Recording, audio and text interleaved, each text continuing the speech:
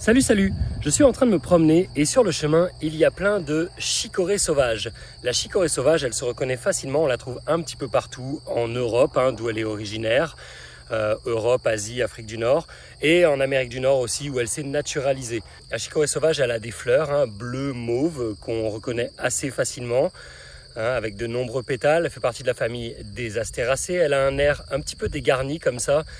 J'ai deux fun facts à te partager à propos de la chicorée sauvage. Alors, avant toute chose, je sais que tu vas te demander si elle est comestible. Oui, la chicorée sauvage est comestible, c'est elle qui est à l'origine des endives que l'on consomme, des racines que l'on consomme aussi en infusion, etc.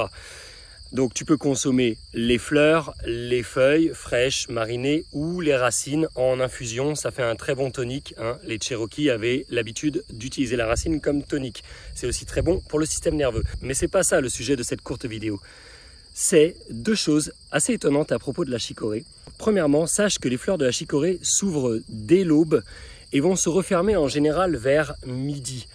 Mais par une journée comme celle-ci, tu vois, il est à peu près 4 heures de l'après-midi, le ciel est couvert, il y a beaucoup de feux de forêt et un ciel couvert va perturber la floraison de la chicorée sauvage. Ce qui fait que normalement, elle devrait se refermer à midi, sauf que là, la floraison va perdurer jusqu'au soir, voire même jusqu'au lendemain matin. Deuxième fun fact à propos de la chicorée sauvage et qui peut te servir pour de vrai, c'est que ces fleurs sont quasiment toujours orientées vers l'est, vers là où se lève le soleil. Si tu regardes la fleur d'une chicorée sauvage de près, tu verras que sa fleur, ses pétales ont tendance à s'orienter vers l'est tout le temps.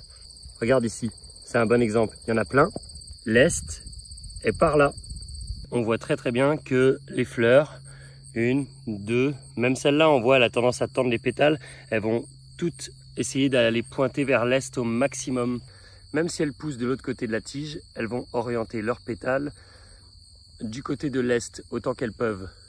Donc si tu es perdu, c'est un très bon moyen de te repérer. Par exemple, si tu as des fleurs de chicorée à proximité de toi, sur ton chemin, tu peux facilement savoir où est l'est. Voilà, c'était mes deux petits fun facts du jour. Allez, là-dessus, je te dis à la prochaine. Passe une très bonne journée. Reste branché. Bye!